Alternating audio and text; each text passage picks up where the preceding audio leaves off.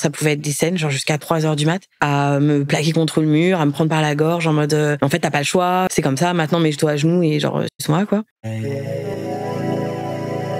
Yeah.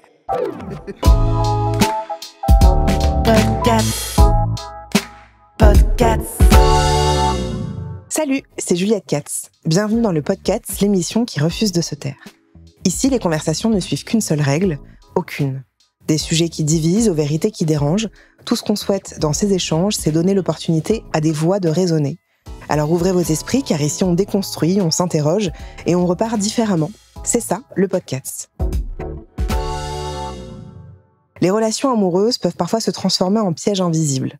Au départ, tout semble naturel, la séduction, l'excitation, la passion. Mais derrière cette façade, certains rapports cachent la manipulation, le contrôle et la violence. Et ce n'est pas seulement l'intimité qui est affectée. La confiance en soi, le corps, les émotions et la vie quotidienne deviennent des terrains minés. Ce témoignage raconte le parcours d'une jeune femme plongée dans une relation où la soumission sexuelle, la coercition et la manipulation ont pris racine. Il décrit les petites escalades, les pressions quotidiennes et les situations extrêmes qui s'installent insidieusement. Mais c'est aussi une histoire de résistance, de réappropriation de soi et de survie. Bonjour Alice. Bonjour. Comment tu vas ? Ça va, un peu stressée, mais ça va. Est-ce que tu peux te présenter, nous dire ce que tu fais dans la vie ?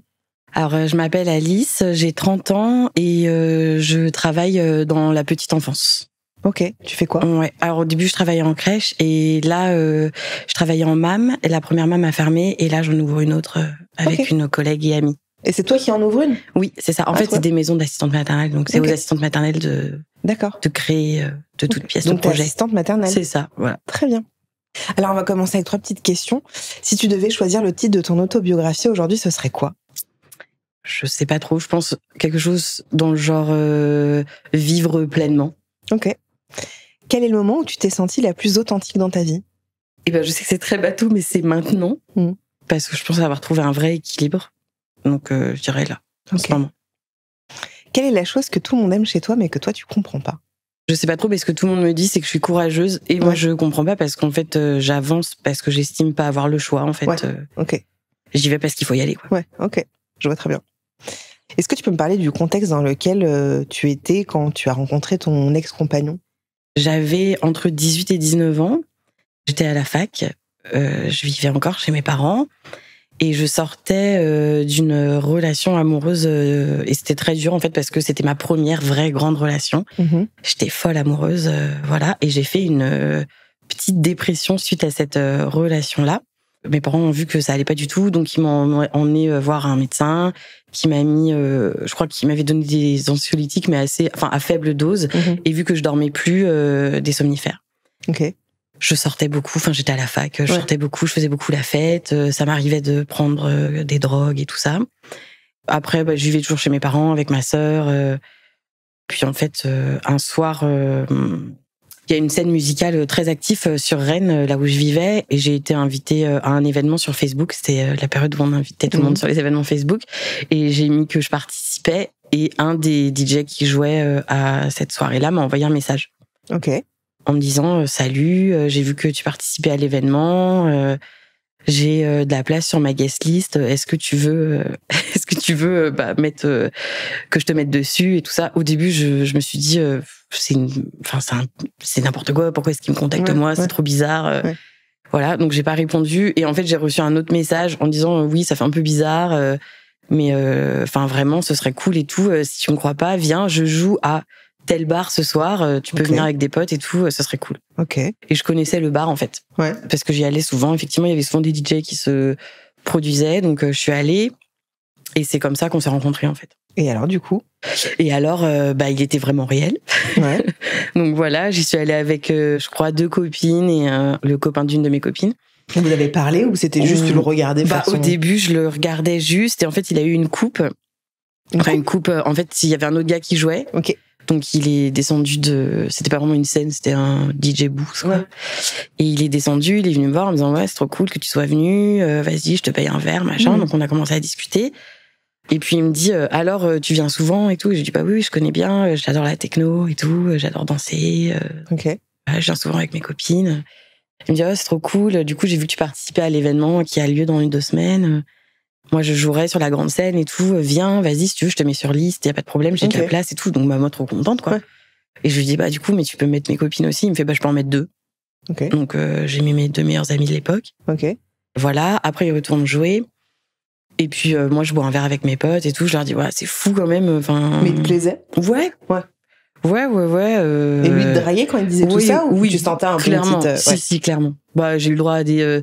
t'es jolie, t'es plus belle que sur tes photos Facebook et tout, machin. Donc, voilà. Donc, c'est quoi qui t'a attiré? Moi, c'était clairement le fait qu'il fasse de la musique, quoi. Oui, d'accord. T'as eu le truc de c'était vraiment le cliché de la fan de la musique techno. C'est un DJ trop cool et tout, voilà. Ok. Et puis physiquement, il te plaisait aussi. Et donc, il y avait un peu une attirance mutuelle. Ok. Mais toujours avec cette histoire de rupture derrière, en fait. Oui. Ça faisait combien de temps? Ça faisait quelques mois que j'étais séparée, donc c'était vraiment très frais. Et j'avais un peu ce truc de... Enfin, je pense qu'on passe tout un peu par là, de se dire quand on vient de se faire larguer, que c'est très douloureux, on se dit, les mecs, c'est fini, quoi. Genre, je veux plus jamais ça, plus jamais souffrir comme ça. Donc, j'étais un peu dans ce délire-là, en fait, de me dire, c'est bon, finito pipo, moi... Et t'avais pas ce truc aussi de maintenant, j'ai envie que de m'amuser? Ouais, voilà, si. J'étais un peu là-dedans, quoi. Ok.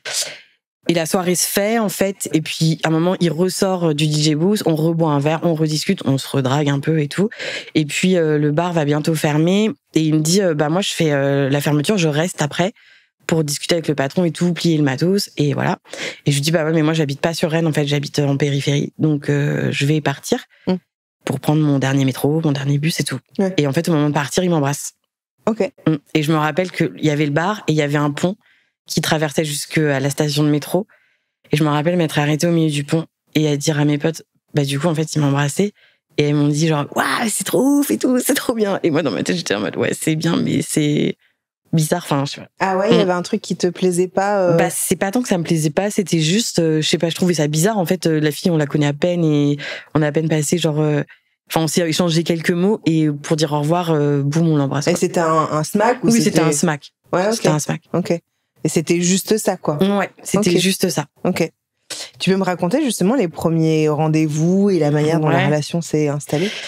Ouais. En fait, dès le lendemain, j'ai reçu un message, genre c'était trop cool de se voir hier, est-ce que ça te dit qu'on se revoit? J'avais pas beaucoup de cours à la fac, donc j'avais pas mal de temps libre. Donc on s'est revus le lendemain dans un parc qui s'appelle le parc du Tabor à Rennes. C'est un très très grand parc. Mais c'est marrant que t'as envie de le revoir alors que la veille t'étais genre. Ouais. Mais en même temps, why not? Parce que c'est agréable de se faire draguer. Ouais, ok. Je pense qu'il y avait l'ego qui parlait aussi. Et puis, je me sentais tellement mal de m'être fait quitter que du coup, je pense que j'avais besoin un peu de rebousser mon truc. Et puis, ce truc de genre, il est DJ et tout, je me suis dit un peu genre, waouh, ça claque. Du coup, on va dans ce parc. Et là, on parle beaucoup. Et c'est quelqu'un qui est très, très cultivé. Okay. Moi, je suis en fac d'histoire de l'art à l'époque. Okay. Et j'en prends plein les oreilles, quoi. Il lit beaucoup, moi j'adore lire. Évidemment, il est très calé en musique, donc moi je suis hyper impressionnée. En fait, c'est surtout ça qui m'a attirée chez lui, c'est son savoir, sa culture. Ouais. C'était un truc de fou. Il savait tout sur tout. J'apprenais des choses à chaque phrase. C'était assez dingue, quoi. Et puis après, donc pareil, là on passe l'après-midi ensemble. Et puis je lui dis, je dois rentrer. Voilà, enfin j'ai cours à la fac. Et quand vous êtes ensemble, là vous embrassez et tout? Et en fait, j'arrive, il m'embrasse. Ouais. Donc, on se rejoint, il m'embrasse. Après, on parle. Et il m'embrasse pas de toute l'après-midi. Okay. On discute, il me tient la main. C'est très chaste. Ouais. Et au moment de partir, je lui dis, je dois partir et tout. Et là, il me réembrasse. Il me dit, ok, je t'accompagne au métro. Okay. Il me raccompagne au métro. Toujours des petits smacks. Toujours des petits smacks tranquilles. Ouais. Voilà. Et puis, vraiment hyper attentionné et tout. Et donc, dans toute cet après-midi-là, on a aussi parlé, de la différence d'âge quand même, parce qu'on avait quand même 8 ans je crois que c'est 8 ans d'écart. Voilà, lui, il avait un fils qu'il avait eu avec de sa précédente union. Moi, ça me faisait un peu peur. J'avais 18-19 ans, je me suis dit, oulala, tranquille, Émile. 19 ans, donc lui, il avait 27. Mais bon, il me dit, oui, je l'ai un week-end sur 2, à la moitié des vacances et tout, mais t'inquiète. Voilà, j'étais, oui, de toute façon... Je vais pas emménager chez toi tout de suite. Enfin, vraiment, on se connaît depuis 3 jours. Donc, Et puis après, s'en est suivi pas mal d'échanges par message parce que moi, j'étais prise, je partais en vacances en famille et tout après. Donc, on échangeait beaucoup par message. Et c'était beaucoup de conversations très bienveillantes. Enfin, On parlait de ce qu'on aimait dans la vie, on parlait culture, on parlait littérature, on parlait musique. Et tu sentais que tu commençais à avoir un peu des petits sentiments? Ouais, je commençais à avoir des sentiments. Et ça t'embêtait d'avoir des sentiments? Et ben, au vu de ta relation précédente, ou juste tu te laissais porter? Non, je me laissais vachement porter. Ouais. Et en fait, j'avais l'impression qu'il m'apportait beaucoup culturellement, en fait. Ouais. Je me sentais vraiment nourrie. J'étais là, c'est génial. Enfin, tout ce qu'il me transmet et tout, c'est super, quoi. Et donc vous êtes vus souvent? Et ben, donc je suis partie en vacances en fait très peu de temps après qu'on se soit rencontrés. Et après, on passait toutes nos journées ensemble pratiquement. Okay. J'allais de moins en moins à la fac. Je passais tout mon temps avec lui. Et puis il y avait les soirées techno où on allait. Du coup, je rentrais gratuitement avec mes copines et tout. C'était trop cool. On allait dans les backstage, on faisait les... Ouais, c'était cool, quoi. Ouais, c'était trop bien. Un peu la vie d'artiste. Ouais, voilà, c'était trop bien. Et lui, il avait des petites attentions avec toi? Il était comment? Oui, c'était très mignon. Donc, il y a très vite eu la question des relations, quand même. Mm-hmm. Où il m'a très vite questionné en me disant mais du coup, est-ce que tu veux qu'on attende? Est-ce que, genre, toi, c'est OK, machin? Okay. Moi, je lui ai dit, je sais pas, je me pose pas trop la question. Quand l'occasion se présentera, enfin, on verra bien, quoi. Mm. Et sinon, non, très, très attentionné, très... Ouais, c'était cool, quoi. Ouais. Et puis moi, je le trouvais fou d'amour, quoi, en fait. Enfin, j'avais l'impression qu'il était fou de moi. Ah ouais? Pourquoi tu voyais ça? Il m'envoyait tout le temps des messages. Des fois, j'oubliais de répondre, il m'envoyait tout le temps des messages. Il m'appelait. C'était trop? Un peu, ouais. Même début, sur le moment, tu disais, ouais, c'est cool, mais c'est un peu... Ouais, c'est ça. Ouais. Parce que j'étais en famille et genre mon portable, il s'allumait tout le temps. Du coup, je regardais, je posais comme ça. Et genre, je répondais plus tard. Et en même temps, tu pouvais ressentir ce truc de où c'est agréable de se faire désirer comme ça. En fait, c'était ça. Ouais. Je me disais, waouh, genre, qu'est-ce que je lui ai fait, quoi, pour qu'il m'envoie autant de messages et tout. Trop cool. Et en même temps, j'ai quand même ma vie et tout. Voilà. Et quand est-ce que tu as commencé à percevoir des comportements qui te mettaient mal à l'aise ou qui te contrôlaient un petit peu? Et en fait, sur le moment, c'est plus en y réfléchissant avec le temps après. En fait, les choses sont allées relativement vite parce que dans ma famille, c'était une période un peu compliquée. Okay. Genre mes parents, ça allait pas trop. Ma sœur, elle était ado. Moi, je sortais de la vie d'ado, je commençais ma vie d'adulte. Et du coup, je pense que j'ai un peu cherché un échappatoire. Je me suis un peu dit j'ai envie de me barrer. Et lui, il m'a tout de suite dit viens t'installer chez moi. J'ai un appart, il y a 2 chambres, c'est grand. Ça faisait au bout de combien de temps il t'a dit ça? Je sais pas, 2 mois, quoi. Ok. Ouais, c'est un peu rapide. C'est un peu rapide. Oui. Et du coup, moi, j'ai dit, allez, banco, centre-ville de Rennes, en plus, trop cool. Je serai à côté de la fac. Et juste pendant ces 2 premiers mois, est-ce qu'il y a des je t'aime, il y a des trucs comme ça? Il y a un je t'aime de sa part qui vient très, très rapidement. Je crois, au bout de 3 semaines. Ok. Et toi? Non, moi, ça a mis plus de temps. Tu lui as dit merci? Je lui ai dit, je lui ai pas dit merci, mais je lui ai dit un truc genre, ok, écoute, moi, je suis pas prêt. Enfin, moi, je suis pas encore à ce stade, mais si t'es ok, enfin, c'est cool, quoi. Voilà. Enfin, de toute façon, on va dans cette direction-là, donc. Ouais. Et donc, ces 2 premiers mois avant de t'installer chez lui, vous faites l'amour? Ouais. C'est comment? J'ai aucun souvenir de la première fois. Ah ouais? Ouais, non. Ah, c'est fou, ça. J'ai aucun souvenir de cette première fois. Tu te rappelles le moment où vous allez le faire? En fait, on rentre de soirée. Je sais qu'on rentre de soirée. Je sais que j'avais bu un peu, mais sans plus. T'avais pris de la drogue? Non, parce qu'en fait, ce qu'il faut savoir, c'est que lui, il prenait beaucoup de drogue quand il était plus jeune, et il m'a clairement mis un ultimatum dès le début. Il m'a dit, par contre, je te préviens, si on se met ensemble, tu prends plus rien. Ok. Et moi, je me suis dit, bon, c'est un peu un mal pour un bien, c'est pas plus mal que j'arrête. Du coup, je me suis dit, ok. Oui, parce que j'allais dire, dans ce cas-là, si t'avais pris peut-être un... Non, là, j'avais rien pris. J'avais bu un peu, mais sans plus. Et je me rappelle qu'on est rentré chez lui, du coup, à pied, du club où il jouait, et qu'on est arrivé chez lui, donc je sais que c'était chez lui. Mais l'acte en lui-même... Mais tu te souviens des prémices où on va se pécho, Même pas. Ah ouais. Je me souviens d'être montée dans les escaliers, je me souviens d'être rentrée dans l'appart, enlever mes chaussures, et du soleil qui se lève, parce qu'il devait être 6-7 heures du mat. Et voilà, c'est tout. Tu te souviens du après? Et je me souviens que je me suis endormie et que le lendemain matin, je me suis levée et qu'on était dimanche et que j'avais un repas de famille. Ok, et que tu te souviens de tout sauf de ça. Ok. Sauf de ça. Et ça, donc, c'était la première fois que vous l'avez fait? Ça, c'était la première fois. Et les fois suivantes? Clairement que c'était un truc hyper basique. Ok. Ouais. Mais quand tu te souviens des premières fois... Les premières fois, les toutes premières fois, c'est assez basique. Mais t'aimes bien? Ouais. C'est pas mal. En fait, il est plus âgé, donc je pense que il a plus d'expérience que moi aussi, et il sait un peu plus me guider. Ok. Il connaît bien le corps des femmes, je pense, sur le moment, donc j'arrive à prendre du plaisir et tout, pas aller jusqu'à l'orgasme, mais mais je prends quand même du plaisir. Enfin, c'est cool. Et puis, c'est relativement bienveillant. Enfin, il n'y a pas de... À ce stade-là, il n'y a pas de violence, il n'y a rien, quoi. C'est un peu, comme on dit, de la sexualité vanille, où c'est très tranquille. C'est ça. Exactement. Ok. Et donc, il te propose de s'installer... Il me propose de m'installer chez lui.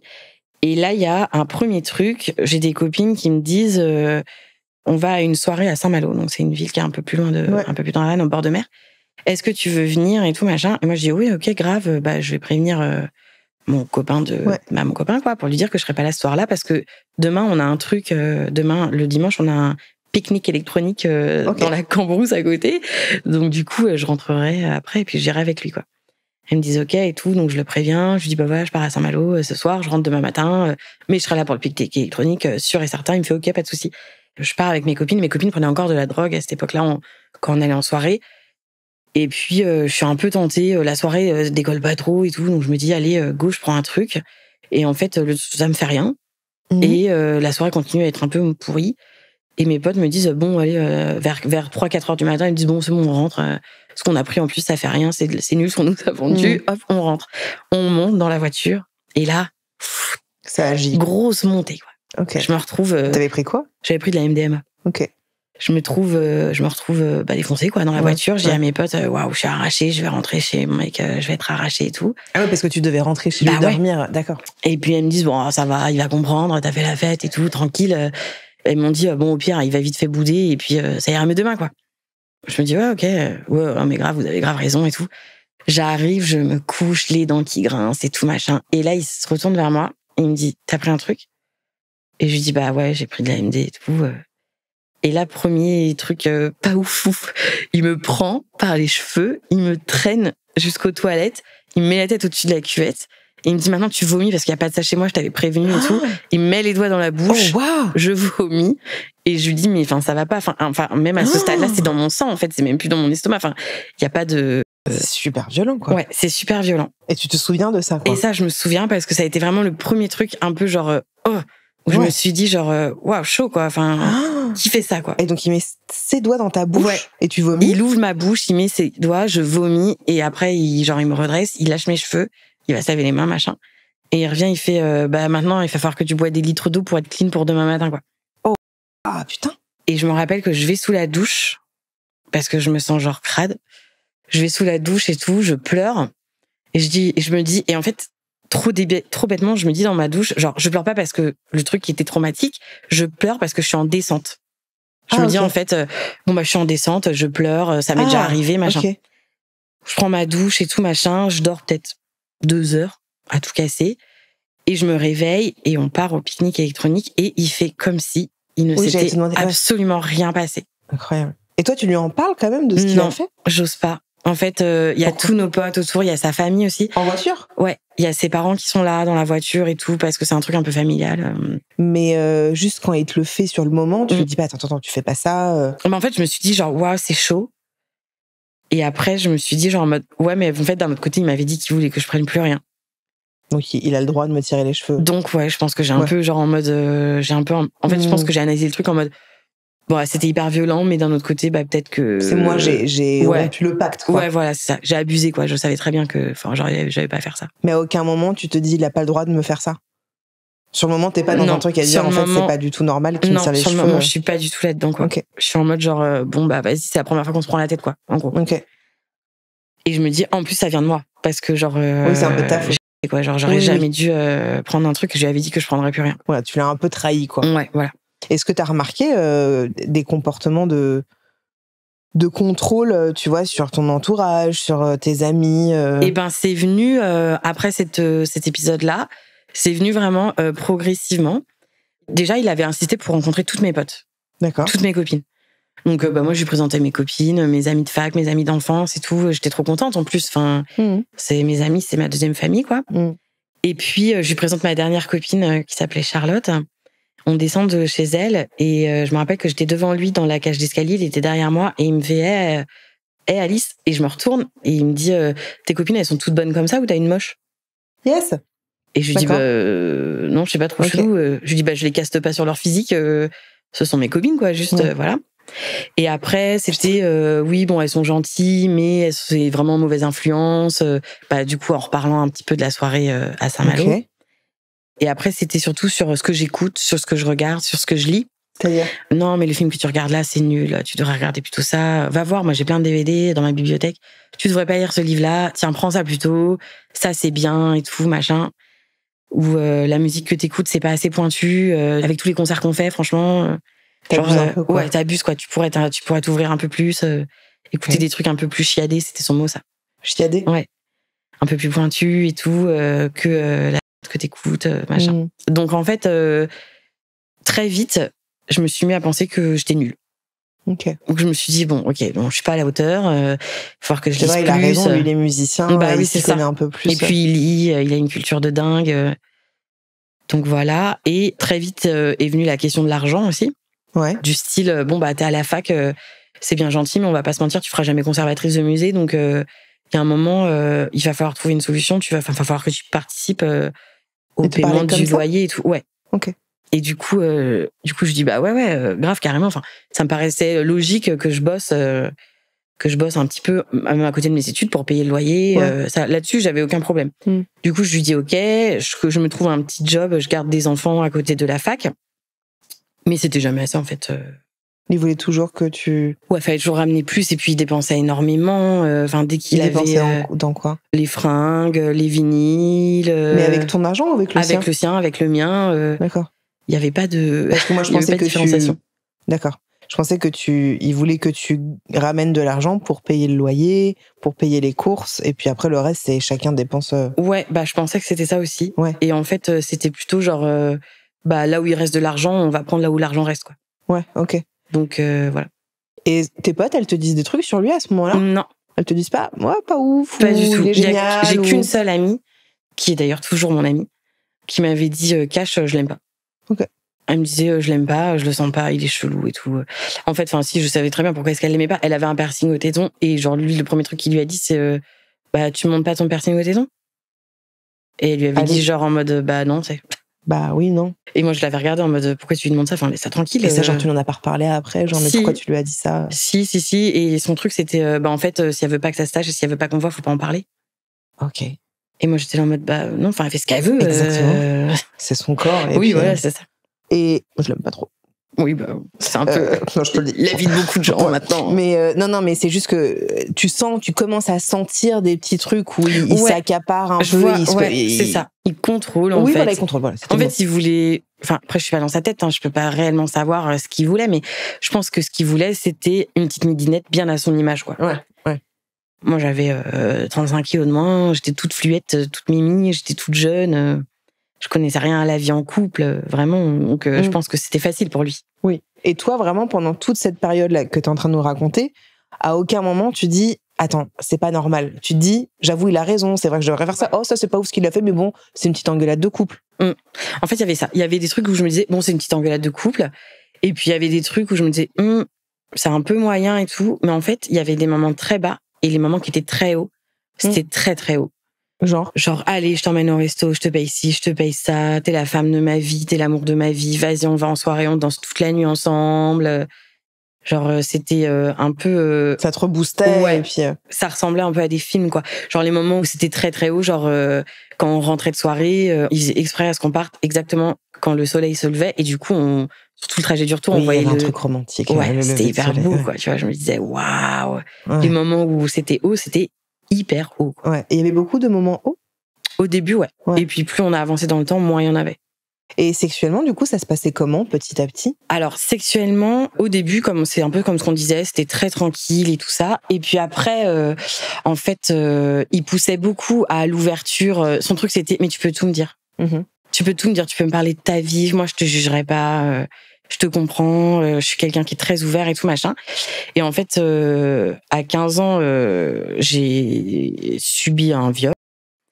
Et je lui en parle, en fait. J'en avais parlé à personne encore. Et je lui dis, même pas à tes amis? Non, même pas à mes amis, personne ne savait.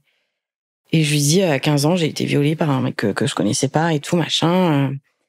Et il me dit, ouais, je comprends et tout. Enfin, au début, beaucoup dans le... compatissant, quoi. Ouais, très compatissant et tout, machin.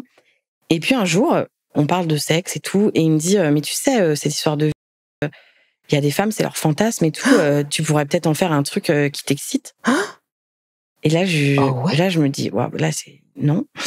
Je dis non, bah non, pas du tout, quoi. Genre, moi, c'est un truc qui me traumatise encore, quoi. Donc, c'est pas... on est vraiment, genre, à l'opposé de ce qui est excitant. Non, mais parce que, en effet, oui, il y a des trucs de fantasme. Oh, j'ai trop envie qu'il y ait un mec qui me prenne dans la ruelle. Oui, machin. bien sûr. Mais c'est de l'ordre du fantasme. Parce que si ça arrive dans la vraie vie, c'est bien la nuance entre le fantasme et la réalité. C'est qu'en général, si ça t'arrive dans la vraie vie, c'est ce qu'on appelle un vrai. Oui, alors qu'un fantasme, c'est un truc excitant. Et puis, de te dire, tu peux te servir de ça pour en faire un truc. Donc, il y a eu ça. Déjà, qui m'a un petit peu genre, bon, ok. Et puis, il me disait, bon, après, je dis pas que c'est comme ça pour toutes les femmes, mais je te le dis que ça peut être un fantasme et tout, machin. Et moi, j'étais en mode, ouais, ok, d'accord. Bah, je dis, bah, en tout cas, c'est pas le mien. Voilà, non, merci. Et puis après, c'était un peu genre, bon, tu sais, t'es un peu jeune, mais il y a cette pratique-là, c'est pas mal. C'est quoi cette pratique-là? Bah, lui, il avait un peu un fétichisme pour les pieds. Bon, bah, moi, c'était pas trop mon délire, quoi. Mais il me disait, bon, bah, voilà. Avec les pieds des autres ou ses pieds à lui? Non, les pieds des autres. Enfin, les pieds de sa partenaire, quoi, du coup. Du coup, il me demandait pas mal de trucs avec les pieds. Moi, j'étais totalement novice. Enfin, je connaissais rien là-dedans, quoi. Mais il te demandait quoi? Bah, genre, est-ce que on peut être très cru, hein. Ah, donc, soit complètement cru. Est-ce que tu peux me masturber avec tes pieds? Genre, est-ce que je peux mettre tes pieds dans ma bouche et tout, machin? Donc, du coup, moi, j'étais là en mode, ok, bon, why not, quoi. Donc, ça commençait un peu comme ça. Genre, par des pratiques que moi, j'avais pas l'habitude, mais qui sont un peu ok, enfin, qui sont assez répandues. Mais tu le fais parce que pour lui faire plaisir pour ou tu lui le fais faire parce plaisir. que tu dis, ah, ça peut aussi m'exciter? Non, les pieds, c'était clairement pour lui faire plaisir. Après, j'avais jamais regardé de porno. Mais genre vraiment jamais. Je crois que ça m'est arrivé une fois de tomber sur du porno, genre par hasard. Lui, par contre, il en consommait beaucoup. Et une fois, il me dit, vas-y, je vais te montrer un truc et tout. Et en fait, donc c'était une scène de porno assez basique, hein, voilà. Et il me dit, tu vois, regarde comment elle se met et tout. Ce serait bien que toi tu fasses comme ça. Je trouve ça hyper excitant, machin. Et moi, je trouvais que la meuf, bah, genre, ça m'excitait pas du tout, quoi. J'étais là en mode, ouais. Elle était dans quelle position? Bon, elle était à quatre pattes, c'était une levrette, enfin, vraiment, genre, voilà, juste, elle a été complètement cambrée, elle bavait et tout. Enfin, moi, j'étais en mode, bon, ok, why not? Mais moi, c'est pas trop mon truc, bon. Mais si ça peut te faire plaisir, allons-y, quoi. Donc, on commence à... Mais pardon, mais c'était quoi ton truc quand tu dis c'était pas trop mon truc? C'était quoi en fait, moi, j'avais pas de truc. Enfin, j'avais une sexualité très basique, d'adolescente, quoi, en fait. En fait, je connaissais mon propre corps parce que je me suis masturbée très, très, très, très jeune. Du coup, je connaissais mon propre corps, je savais comment me donner du plaisir. Mais j'atteignais rarement l'orgasme avec mes partenaires parce que, bah, je pense qu'on était très jeunes. Eux, ils étaient très jeunes. Moi, j'étais jeune aussi. Donc, du coup, c'était un peu, genre, on essaye des trucs, on verra bien, quoi. Et lui, il était plus âgé. Donc, en fait, je me livrais un peu en mode, bon, bah, il est plus âgé, il sait comment ça fonctionne. Et puis, il a eu plein de meufs avant moi, donc il sait où aller, quoi. D'accord. Donc après, je prenne du plaisir. Donc après les pieds, c'était des positions un petit peu plus élaborées, on va dire. Genre à quatre pattes, voilà. positions. Et tu prenais du plaisir? Ouais, là, je commençais à prendre un peu de plaisir et tout, parce qu'il était quand même... genre, il me demandait, là, t'aimes bien, et tout, machin. Et du coup, là, j'étais là en mode, ouais, ok, là, c'est cool, voilà. Donc là, je commençais à prendre du plaisir et tout, c'était pas mal. Enfin, j'étais bien, quoi. Après, il a un peu dérivé sur... en fait, pour remettre dans le contexte, du coup, moi, j'avais trouvé un travail. Et du coup, j'avais complètement laissé tomber la fac. Je gardais des enfants et tout ça. Donc, je bossais beaucoup, j'étais crevée quand je rentrais. Et lui, il avait tout le temps envie qu'on ait des rapports, quoi. Et moi, j'étais en mode, bah, des fois, oui. Et puis, des fois, j'étais là, non, j'ai pas envie et tout ça. Et en fait, c'est là que ça a vraiment commencé à devenir compliqué parce qu'on...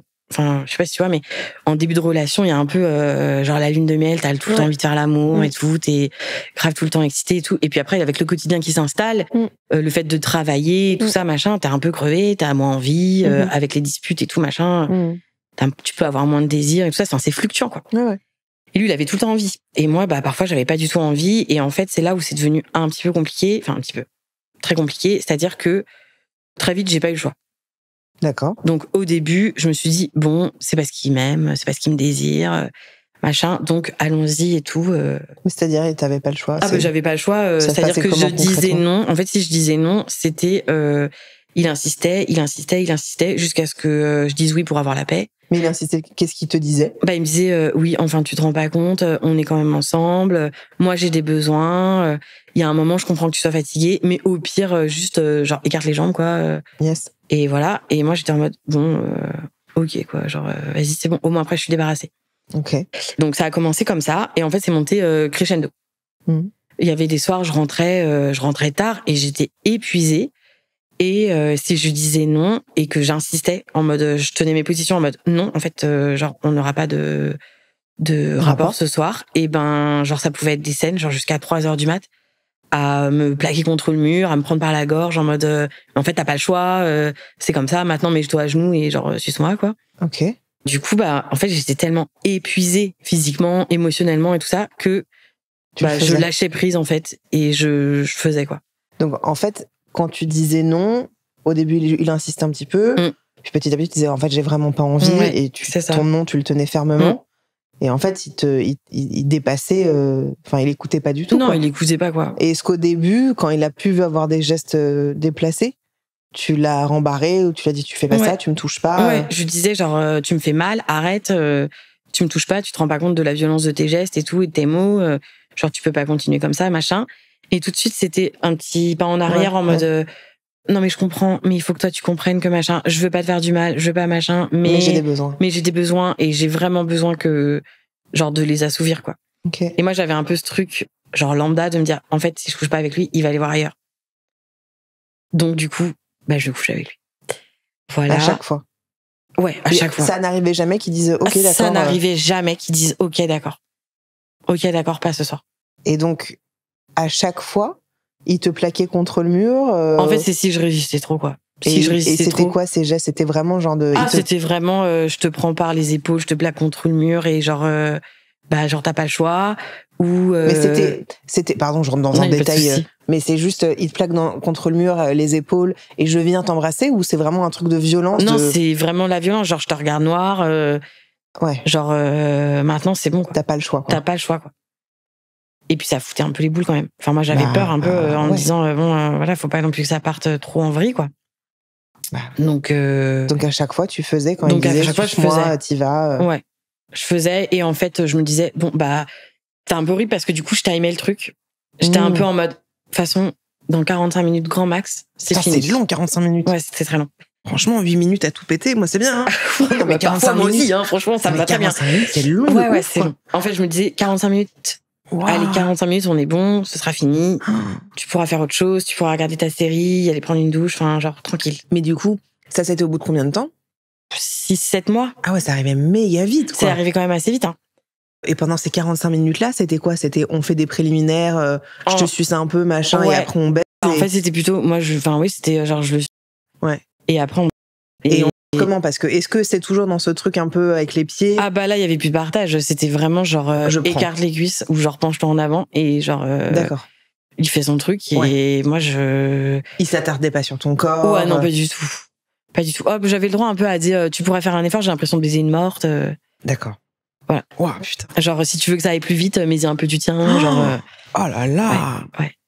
Voilà. Donc, moi, je regardais le plafond, je regardais le mur, et il y a un peu ce truc, on en parlait beaucoup avec ma psy, de dissociation. En fait, c'est un mécanisme de survie, en fait. Oui, bien sûr. On se dissocie, et moi, je pensais à ce que j'allais faire après. Ouais, bien sûr. Est-ce que si t'arrivais à t'affirmer, à dire comment tu ressentais les choses, même après, comment il réagissait? Tu vois, genre, si vous le faites, et tu lui dis en fait. Ça m'est arrivé de pleurer, par exemple, juste après. Ouais. Et là, il me prenait dans ses bras en me disant, mon amour, je voulais pas te faire de mal, mais quand on fait l'amour, toi et moi, c'est magique, tu te rends pas compte, moi, je suis accro à ton corps et tout, machin.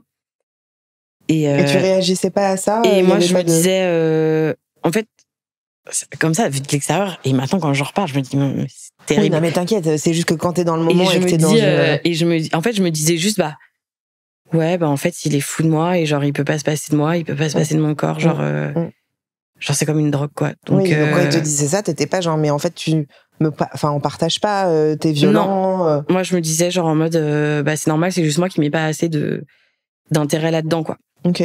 Et donc, les actes en soi, c'était vraiment, en fait, du sexe classique, mais brutal. Ouais. Au début, ouais. Enfin, au début, au bout de 6 mois, c'était ça. Ok. Après, c'est allé crescendo. Enfin, en fait, plus le temps passait, plus c'était tout le temps. Dès qu'on se retrouvait seul dans une pièce, il allait avoir un geste sexuel ou quoi, machin. C'était quoi ce geste? Enfin, Bah, je sais pas, par exemple, il passait sa main sous mon jean ou sous ma jupe, il passait sa main dans mon t-shirt, ou il faisait toujours des allusions tout le temps, même parfois en public et tout. Genre Donc, ouais, bah, quand Alice a fait ça, moi je kiffe trop.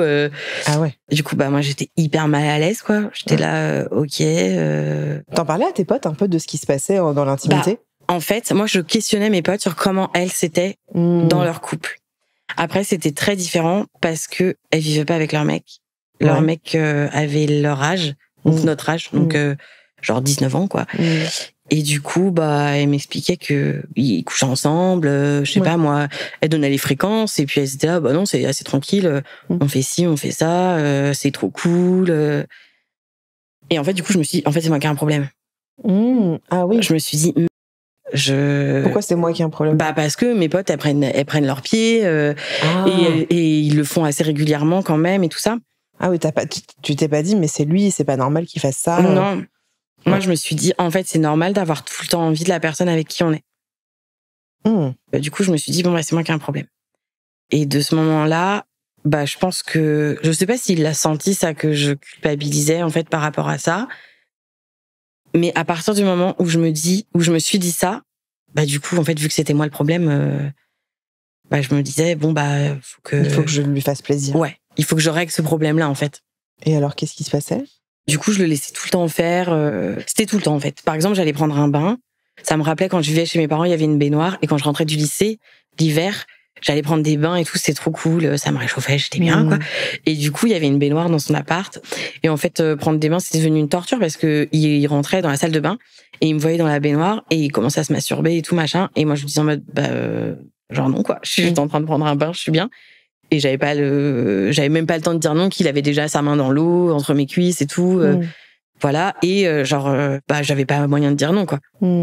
Oui, en plus vu qu'après t'étais partie dans ce truc de c'est de ma faute, etc. Du coup je me laissais faire et voilà, il finissait par jouir dans la baignoire, donc là il y avait plus qu'à vider l'eau, me laver et puis voilà quoi. Et est-ce qu'il a continué à avoir des demandes? Ouais, bah alors en fait ça c'est arrivé après. En fait il y a eu un épisode un peu traumatique. En fait je suis tombée enceinte une première fois, c'était inattendu hein, mais j'étais assez heureuse parce que j'avais un peu ce désir d'enfant depuis que j'étais jeune. Enfin en fait j'ai toujours su que je voulais être maman. Et quand je suis tombée enceinte la première fois, j'étais hyper heureuse. Et je lui dis bon bah ouais je suis enceinte, mais je voulais pas prendre la décision toute seule quand même de le garder. Je lui dis qu'est-ce qu'on fait? Et il m'a demandé bah toi tu veux faire quoi? Et moi je lui dis bah moi je veux trop le garder quoi. Et toi t'aurais été ok de le garder dans cette situation là avec ton mec ou? Ouais. Ok. Je sais pas si je crois en l'instinct maternel, mais en tout cas il y a eu ce truc de genre je suis maman. T'as eu le fameux appel du ventre? Ouais, je pense. Ouais. Moi, tout de suite, je me touchais le ventre, je me projetais, mais vraiment juste dans ma maternité, pas dans ma parentalité ou dans ma coparentalité. J'étais vraiment genre juste dans ma maternité, je me projetais à fond, quoi. Ouais.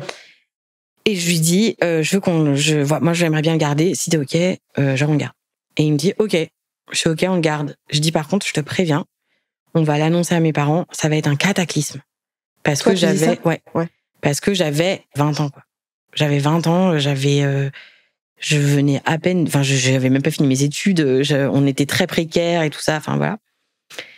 Et moi, je viens d'une famille assez bourgeoise, donc... Ta famille connaissait un petit peu? Ouais, ils faisaient les repas de famille avec nous. Et ça va? Bah, ça allait. Ouais. Disons que mes parents, c'est un peu genre, du moment que t'es heureuse, et ben, on est heureux pour toi. Ok. Voilà, peu importe avec qui tu es. Ok. Et ce que tu décides de faire de ta vie, jusqu'à une certaine limite. Et du coup, on annonce à mes parents que je suis enceinte. Et effectivement, c'est un cataclysme. Mes parents, ma mère, pète un plomb. Et me dit clairement, tu peux pas le garder. Ça va être une catastrophe. Vous êtes trop précaire. Qui va s'occuper de cet enfant, machin? C'est pas possible, bidule, bidule. Et moi, je me suis dit, bon, on est deux, on va tenir tête, on va y arriver. Et en fait, il a fait volte-face. Il s'est tourné vers moi et il m'a dit, ta mère a raison. Ah ouais? Ouais. C'est fou de changer comme ça de... Oui. Bah alors maintenant, avec le recul, ça m'étonne pas tant. Ouais. Sur le moment, du coup, je me retrouve un peu en mode quoi? Du coup, je fais un peu comme pour les relations non consenties. Je dis d'accord. Et ma mère dit ok, je vais prendre rendez-vous au planning familial, machin. Ah ouais. Tu vas avorter, nanana. Waouh, c'est chaud quand même que ce soit l'autre qui prenne la décision, et d'autant plus ta mère. Du coup, je me retrouve un peu dans ce choc de. Je suis démunie du truc en fait. Genre, je contrôle plus rien. Et là, au niveau de la temporalité, je suis paumée, mais totale. J'ai un premier rendez-vous pour faire une écho. Mais attends, tu ne leur parles pas après en disant, mais attends, tu m'as dit que t'étais ok, et puis là devant. En fait, là, il devient quasi inexistant de notre vie de couple. C'est-à-dire qu'il passe tout son temps au travail, il voit ses potes. Moi, je me retrouve tout le temps toute seule. Ok. Face à ce truc de me dire il te pose pas de questions sur toi, ton ventre, comment tu te sens. Non. En plus, je vomis. Je me rappelle avoir été malade. T'étais enceinte de combien de temps? J'étais enceinte de 1 mois et demi. Ok. Donc, il n'y a pas trop de ventre ni rien, tu vois, mais les premiers symptômes sont là, quoi. Oui, clairement. Et je vomis et tout, machin. Donc, on a un premier rendez-vous, la première écho, l'écho de datation, tout ça. Le jour où on doit aller à la clinique, parce que du coup, j'ai fait un avortement médicamenteux, arrive, et là, il me dit, écoute, je serai pas là, parce que je dois garder mon fils. Mon ex veut pas qu'en gros, on échange de week-end, quoi. D'accord. Et je lui dis, ok, mais c'est-à-dire tu vas le déposer chez tes parents, tu vas... Non, je serai pas là. Donc, tu vas y aller avec ta mère. Ok. Donc, je vais avec ma mère à l'hôpital. Tu lui dis rien? Non. Franchement, là, je suis dans un... Je subis ma vie, quoi. Vraiment, j'avance parce qu'il faut avancer. Donc, j'y vais, quoi. On arrive à l'hôpital, je prends mon premier médicament. La nana me dit, l'infirmière me dit, voilà, le deuxième, c'est dans 24 heures. Vous devriez pas avoir mal au premier. Vous aurez peut-être mal un peu au deuxième. Faudra prendre du Spasfon et du Doliprane. Ok. Du coup, ma mère dit, tu vas venir à la maison pour le week-end. Voilà, comme ça, au moins, tu seras pas toute seule. Je lui dis ok. Et elle me dit, par contre, nous, on a un repas chez des amis ce soir. T'as notre numéro. Si ça va pas, tu nous appelles. Voilà, fais comme... Enfin, t'es à la maison, quoi. Voilà. Donc, moi, je me pose sur le canapé et là, des douleurs, mais directes. Je perds beaucoup de sang, j'ai très très mal, j'appelle mes parents qui reviennent direct. Et en fait, j'expulse le fœtus sur les toilettes de mes parents, la tête posée sur le ventre de ma mère en train de hurler de douleur, vraiment genre le truc, un film d'horreur, quoi. Et en fait, j'ai fait une infection, la poche est restée coincée et du coup, j'ai dû je suis venue aux urgences le lendemain. Ils ont extrait la poche et tout, machin. Oh, c'est dur. Ouais, horrible. Horrible. Ça fait que quelques mois que j'en parle sans pleurer parce qu'on a beaucoup bossé ça avec ma psy. Ouais. Et le week-end passe, je passe le lundi chez mes parents. Tu l'appelles pour lui raconter tout ça? Je sais pas. Je sais plus. Ouais, t'es pas là, quoi. Je sais plus. Je me souvenais même pas que ma sœur était là ce week-end-là. C'est elle qui m'a dit, tu te rappelles pas, mais si, j'étais là. Et du coup, je rentre à l'appart, donc chez lui, enfin chez nous, le mardi matin, et il était pas là. Je me rappelle que je me couche et que je dors toute la journée, quoi. Et il rentre le soir, et il me dit, bon, ça va et tout, machin. Et là, je crois que je lui raconte, voilà. Il me dit, ah ouais, la vache, c'était chaud. Bon, maintenant, c'est fini, c'est bon, ça va aller, tout, t'inquiète, machin. Et j'ai le droit à la petite, mais du coup, tu saignes encore? Je dis, oui, je saigne encore, oui. Ah, ok, et puis, t'as mal, je suppose, quoi. Oui, j'ai mal. Ah oui, donc on va pas faire l'amour, quoi. Non, quoi, du coup. Du coup, non. Non, du coup, non. Donc, je crois que j'ai eu genre 2-3 jours où j'ai eu vite fait la paix. Et au bout de 2-3 jours, c'était, oui, on peut pas faire l'amour, mais tu peux me suivre, par contre. Putain. Donc, c'était des trucs comme ça. Et là, en fait, j'ai fait ce qu'on appelle un choc post-traumatique. Donc, un soir, pareil, je rentre du taf et il me dit, il voulait qu'on couche ensemble, quoi. Et moi, je lui dis non. Et je lui dis non et tu me touches pas et c'est mort, quoi. Genre, si tu lèves la main sur moi ou si tu me cries dessus ou si, voilà, je me casse, en fait. Tu me toucheras pas. Et là, il commence à s'énerver, machin. J'essaye de partir, je passe la porte, il me rattrape, il me tire, machin et tout. Et là, gros blackout, je prends une paire de ciseaux et je lui dis, tu t'approches, je te tue. Et je m'enferme dans la salle de bain, en fait, et je crie et je machin. Et du coup, qu'est-ce qu'il fait? Il appelle les urgences psychiatriques. Ah, ok. Ouais. Ah ouais. Et là, je finis à l'HP. Ouais. Ah, il a retourné le truc. Ah ouais. Oh, wow. Je suis folle, du coup. Oui, puis c'est ta faute, faut pas oublier, quoi. Puis j'ai voulu le tuer. Oui, bah, bien sûr. Ouais. Donc, je finis à l'HP. Et tu l'entends parler Ouais. J'entends à travers la porte, oui, ma compagne, elle a voulu me planter un ciseau, ça va pas, elle s'est enfermée dans la salle de bain, elle crie, je comprends pas ce qui se passe, il faut venir, ramener une ambulance et tout machin, quoi. Et dans ma tête, ça... Tu percutes ça un truc, quoi. Mais t'es pas dans un... Est-ce que tu percutes à un moment en te disant... Attends, là, en fait, là, c'est plus possible. En fait, je suis dévorée par la haine. Genre, la haine qu'on m'ait forcé à avorter, qui m'ait pas soutenue, que ce soit comme ça, que malgré ma souffrance, je dois quand même donner encore et toujours et tout machin. Du coup, il y a tout ce truc qui bout en moi et tout. Donc, je suis emmenée à l'hôpital psy. Là, je raconte... en fait, je parle pas des violences à la maison. Je parle juste de mon avortement. Et du coup, le truc tombe assez rapidement. Vous faites un choc post-traumatique. Il faut faire un suivi psy et il faut prendre des antidépresseurs, anxiolytiques, la totale, quoi. Du coup, je reste 4 jours, je crois, et je sors il avec... vient te voir, il t'appelle? Non, il vient pas me voir. Il t'appelle? Oui, il m'appelle. Il m'appelle pour savoir comment ça se passe et tout machin, savoir quand est-ce que je rentre, Nini. Je rentre, et là, j'ai très peu de souvenirs, en fait, parce que déjà, je suis shootée aux médicaments. Et puis, je pense que quand on en discutait avec ma psy, elle m'a dit, en fait, votre cerveau, il s'est mis en mode survie, quoi. Vous mangiez, vous dormiez, vous respirez, et c'était bien. Tout le reste, voilà. Donc là, j'ai très peu de souvenirs.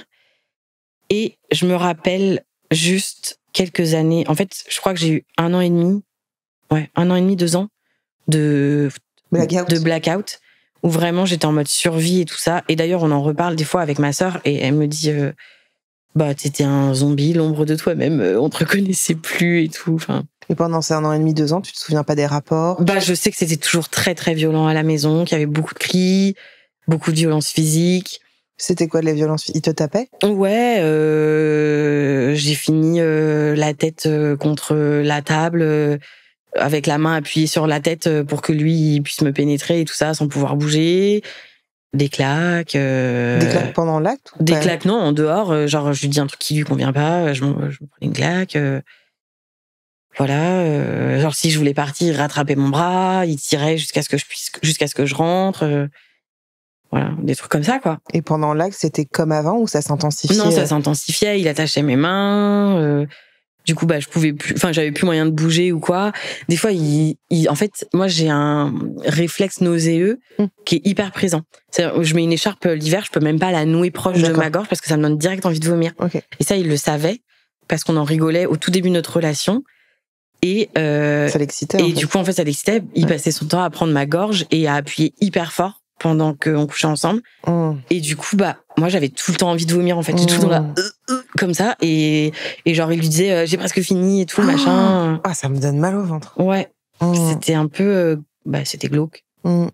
C'était des trucs comme ça, en fait. Ça, je m'en rappelle, j'ai des petits flashs et tout. Et en fait, les trucs dont je me rappelle le plus, c'était, genre, par exemple, dans la pièce, c'était un HLM, un petit peu insalubre.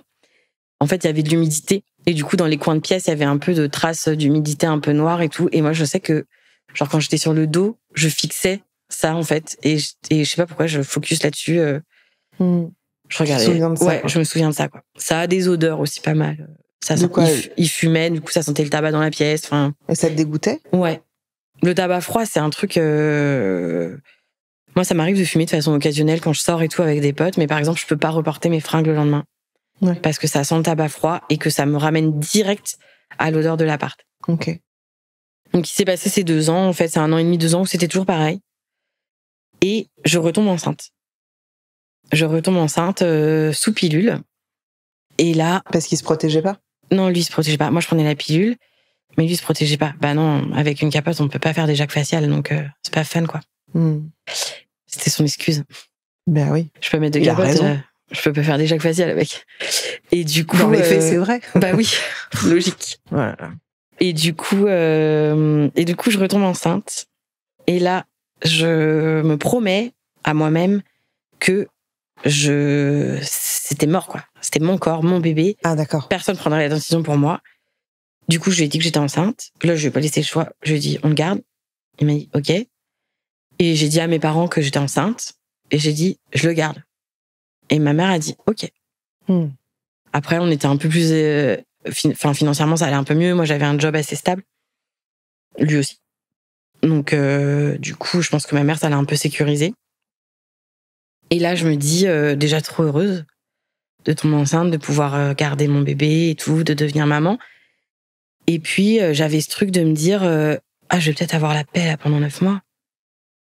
C'est beau de rêver, hein. Pas du tout. Le premier truc qu'il m'a dit, c'est ah, mon ex, quand elle était enceinte, elle était hyper chaude, on va trop s'éclater. Et là, je me suis dit, eh merde, je peux pas avoir la paix. C'est fichu. La grossesse se passe très bien, personnellement. Après, voilà, toujours des relations non consenties, voilà. Et j'étais enceinte de quelques semaines, il me demande un mariage. Ok. J'étais en mode, ok. Donc on se marie très rapidement, petit mariage, tous nos amis étaient là, on se marie et tout, machin. Donc moi j'étais enceinte. Donc ça permet de faire une annonce en plus officielle à tous nos proches et tout, comme quoi, voilà, je suis enceinte. On se marie et là, bah, la petite excuse préférée des années 50, bah, c'est le devoir conjugal. Le rapport sexuel, c'est le devoir conjugal. Voilà, c'est comme ça. C'est ce que lui te dit. Ah ouais, c'est le truc. Là, c'était sorti à toutes les sauces. Hein. Le devoir conjugal, le devoir conjugal, le devoir conjugal. Est-ce qu'il te demandait de faire certaines nouvelles pratiques? Est-ce qu'il te forçait, je sais pas, à regarder des choses, à faire des choses? Ouais, du porno, ça, c'était très régulièrement. De quoi? C'est-à-dire de regarder tous les deux? Ouais, de regarder et tout, et qu'en même temps, je le touche et tout, machin. Voilà, et il a voulu aussi, c'est vrai que j'en ai pas parlé, mais il a voulu aussi, un moment qu'on couche avec une de mes copines. J'avais un cercle d'amis et tout ça. Et une fois, il me dit, est-ce que tu serais chaud pour faire un plan à 3? Et moi, je lui dis, bah, ouais, je sais pas, je me suis jamais proposé la question, why not, voilà. Et il me dit, bah voilà, moi, j'aimerais bien coucher avec ta pote, machin. Et je lui dis, bah, je sais pas trop, enfin, c'est quand même une copine à moi et tout, proche, enfin, je sais pas trop si je suis OK avec ça. Mais en fait, il insistait tellement, et c'était pas, genre, pendant des nuits entières, il m'en parlait. Et genre, ouais, franchement, ça devenait lourd, à tel point qu'à un moment, il me dit, bah, vas-y, demande-lui. Et du coup, moi, je lui ai proposé. Et puis, en fait, dans ma tête, je me suis dit, bah, pas tant, en fait. Ouais. Et dans ma tête, je me suis dit, genre, bah, de toute façon, elle va dire non. Donc, ça va clôturer le débat. Et, contre toute attente, elle dit, ah, bah ouais, grave, pourquoi pas? Ok. Donc, moi, j'étais en mode, bon, je me dis, bon. Et en fait, encore une fois, je me dis, mais en fait, c'est moi qui ai un problème. Parce que elle est OK, lui, il est OK. C'est moi qui, ouais. C'est moi, en fait, qui est frigide. Genre, je sais pas, genre, j'ai un problème avec le cul, c'est pas possible. Du coup, je me dis, bon, en fait, ça se trouve, c'est hyper excitant de faire un plan à 3. Donc, je me dis, OK, d'accord, machin. Donc là, quand je lui dis que ma pote est OK, bah, lui, il est trop content. Donc, il commence à projeter à fond. Quand on a des rapports, il me dit, imagine, elle est avec nous, là, qu'est-ce que tu lui ferais, machin. Pour moi, au début, c'est hyper dur de me mettre dedans. Et après, je commence à me dire, bon, en fait, c'est pas si mal. Pourquoi pas, et tout, machin. C'est là que je me rends compte que, en fait, coucher avec une femme, pourquoi pas? Ça pourrait être, ça pourrait m'intéresser. Voilà. Mais ce qui t'excitait, c'était, en fait, ce qui m'excitait, c'était pas tant lui avec nous, c'était plutôt moi avec ma pote. Ok. Et t'as réussi à être excitée par elle dans mes pensées, ouais. Parce qu'en fait, ça a jamais pu se concrétiser parce que ma pote a déménagé. Ok. Avant qu'on puisse avoir l'occasion de le faire. Ok. Et après, il a voulu retourner le truc un peu vers une autre, et puis je tombe enceinte. Donc là, bon, je pense qu'il a un peu abandonné le truc. Ouais. Est-ce que tu te touchais, toi, un peu? Toute seule? Toute seule. On va dire que la première année, oui. La première année, oui. D'ailleurs, c'était un truc un peu instauré entre nous. Genre, ça l'excitait beaucoup que je connaisse mon corps et que je sache me donner des orgasmes et tout ça. Du coup, sauf que moi, je voulais pas, par exemple, me toucher devant lui. C'était un truc qui me gênait un peu. Je comprends de ouf. C'était un peu genre, mon jardin secret. Ouais, je comprends de ouf. Ouais. Voilà. Et il y en a, c'est tout l'opposé. Ils aiment trop faire ça en couple. Et lui, en fait, il était un peu en mode genre, touche-toi devant moi. Et moi, j'étais en mode, non. C'est à moi. C'est à moi. Je veux pas. Ouais.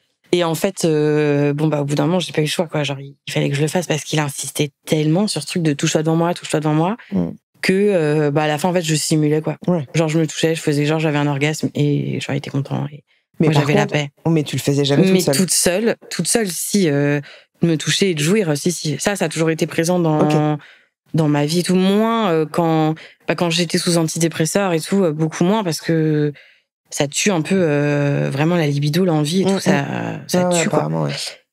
Et pendant ma grossesse, pas trop non plus. Et pendant les rapports, est-ce que t'avais donc en fait, tu faisais des choses que t'aimais pas? Ouais. Et en fait, des choses que j'aimais pas au début. Et après, ça rentre tellement dans des habitudes que moi, j'ai commencé à y trouver du plaisir, en fait. Donc, c'était beaucoup de soumission. Hein. J'étais souvent attachée. Attachée avec quoi? Avec des... ceinture, cordes. C'était les mains ou c'était le corps? Les mains, les pieds, les yeux bandés. Et beaucoup de soumissions psychologiques, enfin beaucoup de mots, de paroles rabaissantes, un peu. Ah ouais? Ouais. Genre quoi? Genre, t'aimes ça, t'es une genre des trucs comme ça, quoi. Des trucs classiques. Des trucs classiques, ouais, ok. Voilà. Ok. Enfin, classiques. Non, mais on s'entend quand on dit ça, bien sûr, bien sûr. Pour certains, c'est des trucs classiques. Non, mais parce que quand tu dis paroles rabaissantes, je m'attendais à t'es qu'une merde. Non, c'était pas tant ça. Okay. Ça, c'était plus dans le quotidien. Ah, d'accord. Ouais, c'était plus, voilà. C'était plus. Très sympa, ce monsieur, vraiment très sympathique. Ouais, dans le quotidien, il te disait ça. C'était plus genre, non, mais ce que t'écoutes, c'est de la merde, là. Pourquoi t'écoutes ça? C'est de la merde. Oh, change. Mais toi, il te disait, t'es qu'une... Alice, t'es vraiment nulle. Pourquoi tu fais ça, n'importe quoi? Et puis, alors, moi, je suis quelqu'un d'hyper maladroit. C'est-à-dire que je peux pas manger sans me tâcher, je me cogne dans tout ce qui traîne. Voilà. Du coup, à chaque fois, il était mais t'es insortable, c'est pas possible. Là, on te regarde avec ta tache de café, là. Et il avait raison. Moi, j'étais là en mode, putain, je suis trop une merde, en fait. Ah ouais. Je suis crado, genre, je peux pas bouffer un kebab sans m'en foutre plein partout. Enfin. Et ça, t'en parlais toujours pas à tes copines? Non. Tu disais pas, il a fait ça, et puis sexuellement, on fait ça. Non. Ok. Non. Pourquoi? Parce qu'en fait, j'avais vachement peur du jugement. Et j'avais peur de ce truc de genre, pourquoi tu pars pas? Et j'avais peur de leur dire, en fait, j'ai essayé, mais j'arrive pas. Ouais, il y a un truc qui est... J'arrive pas à partir. Ouais. Donc, tu faisais des pratiques que t'avais pas envie. Il te faisait mal aussi pendant les rapports? T'avais mal? Déjà, il y avait ce truc de me tenir la gorge qui était quand même très... Enfin, pour moi, c'était très traumatique. Après, c'est arrivé que il me gifle pendant nos rapports. Et vraiment sans prévenir, sans rien. Enfin, genre, on est en train de coucher ensemble et je me prends une grosse claque, mais qui fait vachement mal, quoi. Et puis, hyper humiliant. Enfin, du coup, je pleurais. Et, pendant l'acte? Ouais, pendant l'acte. Et là, c'était tout de suite genre, je pensais que t'étais OK. J'étais là, d'accord, tant pis. Enfin, c'est fait de toute façon. Hein, donc, voilà. C'était aussi, par exemple, quand il me plaquait la tête contre la table, il appuyait hyper fort. Du coup, je me retrouvais avec la moitié du visage complètement écrasé et tout. Ça fait hyper mal, en fait, au niveau de la mâchoire et tout ça. Des fellations qui durent des heures où, du coup, alors t'as trop mal à la mâchoire, t'as mal aux joues, t'as mal à la... T'avais pas envie de vomir? Si. Tu vomissais parfois? Et il me disait, non, vomis pas. Ça m'est arrivé une fois de vomir et de devoir continuer après. Donc voilà. Et il y avait des pénétrations. De toute façon, t'avais jamais envie, mais est-ce que il y avait des endroits où il allait où t'avais pas envie? Il a essayé une fois la sodomie et j'ai hurlé, genre j'ai eu trop mal. Parce qu'il a pas du tout été dans un truc de tendresse et tout. Il y avait pas de tendresse, c'était genre vraiment je veux faire ça, donc on fait ça, quoi. Ouais. Et du coup, il a jamais recommencé. Okay. Parce que vraiment, genre là, j'ai trop mal, quoi. Ouais. Je lui ai dit, mais jamais tu refais ça, enfin, ça va pas ou quoi. Et c'était plus de que d'actes de pénétration. Ouais. Parce que je pense que, du coup, vu que j'avais pas envie, ça devait pas être très agréable pour lui non plus d'être à l'intérieur, je présume. Ouais. Du coup, il y avait plus de pénétration forcée. Après, il y avait des actes forcés aussi, hein. Il achetait du lubrifiant, des trucs comme ça, et puis c'était parti, quoi. Comment t'expliques maintenant, peut-être avec le recul, parce que du coup, t'étais soumise, en fait. Comment t'expliques ça? Est-ce que t'avais peur qu'il te quitte? Je pense que c'est ça. Je pense qu'il y a un truc de peur de l'abandon, peur du jugement. Et puis en fait, à la fin, j'avais plus de cercle social pratiquement. Pourquoi? En fait, je voyais que ses amis à lui, parce que mes copines déjà trouvaient que j'avais changé, ce qui était vrai. J'avais changé. Tu leur expliquais pas pourquoi? Non, je leur expliquais pas pourquoi. J'avais changé et puis j'avais une vie différente de la leur. J'étais en couple, j'étais mariée, j'allais avoir un enfant. Et elles étaient étudiantes. Enfin, j'avais 22 ans. Hein. Donc, elles étaient étudiantes. Voilà, elles sortaient, elles faisaient la fête. Moi, je sortais plus. Comment tu percevais ton corps? De toute façon, j'ai commencé à développer des TCA plus. À ce moment-là? Ouais. T'avais jamais tout ça avant? Je pense que j'ai toujours eu un fond un peu de troubles du comportement alimentaire, mais que j'arrivais assez à gérer quand j'étais ado et tout ça. Et puis là, en fait, c'est simple. Après un rapport sexuel, le premier truc que j'allais faire, c'était aller manger, quoi. Ah ouais, ok. Ouais. Pour te cajoler un peu, ou te punir un peu, ou te... Je pense que c'était vraiment du réconfort. Ouais. C'était vraiment un shoot d'ocytocine, en mode t'as vécu un truc doudou, horrible, mange, ça va te faire du bien. Tu mangeais souvent tout ce qui passait. Ok, d'accord. C'était pas plus sucré ou salé? Non. Ok. C'était tout ce qui passait. Ok. Podcast. Est-ce que ta maternité, elle t'a aidé à prendre conscience de cette emprise-là? Je pense que c'est ça qui m'a sauvée. Ouais. Le fait de devenir maman. En fait, donc il y a eu la grossesse et puis ma fille est née. Ça a été magique. Hein. Enfin, moi, j'adore être maman. Et tout de suite, j'étais investie à 100%. Bon, ça m'a encore plus isolée du peu d'amis qui me restaient. Mais j'étais pleinement heureuse dans ma vie de maman et tout ça. Effectivement, il me manquait ma vie sociale et tout ça, mais j'étais très, très heureuse d'être maman. Et ta vie la vie de parentalité? Par contre, il n'y avait pas de parentalité. D'accord, j'étais maman et lui, c'était le géniteur. Ah ouais. Il faisait pas les nuits, il y avait pas... Quand elle pleurait, ça faisait trop de bruit. Il y avait pas de... Enfin, il la prenait un peu dans ses bras, il jouait vite fait avec elle et tout, voilà. Mais c'était pas quelqu'un d'impliqué dans sa parentalité, quoi. Pas du tout. Et une nuit, on était chez ses parents et j'étais épuisée, j'allaitais, je bossais, j'en pouvais plus. Et je me rappelle que ma fille se réveille et je le réveille en lui disant « Il faut que tu m'aides, en fait. J'en peux plus. Je suis au bout du rouleau entre le taf, la vie de famille et tout ça, machin. Je vais craquer. » Et il se lève, il me prend par le cou, il me jette au sol et il me dit « Plus jamais tu me réveilles pour ça. » Et là, je me suis dit « Ok, c'est chaud. » Et là, en fait, donc là, j'ai eu genre le premier truc qui me dit « Il faut trouver une solution. Maintenant, il faut partir. » Ça a mis du temps, hein. Encore jusqu'à ce que je parte. Ça a mis facile 1 an. Et t'en parles toujours pas à des amis à ce moment-là? J'en parle toujours pas à mes amis. Je commence à poser des questions au copain de ma tante, qui a été juriste, et je lui demande comment on fait pour divorcer. Je lui dis voilà, comment ça se passe si je veux divorcer, tout machin. Il me donne des conseils et tout machin, mais il me dit bon le mieux c'est quand même que tu prennes une avocate ou un avocat. Enfin voilà. Je me dis ok, bon, en fait, au début, je prends juste des petits conseils par-ci par-là. Voilà. Le Covid arrive, on se retrouve confinés.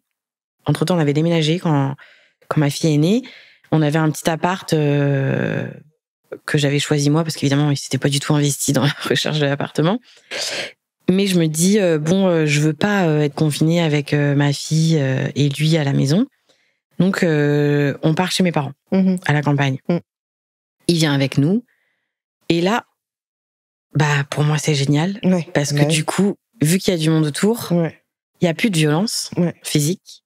Il y a toujours un peu de violence verbale, mais ça reste extrêmement soft par rapport à ce que je vivais au quotidien.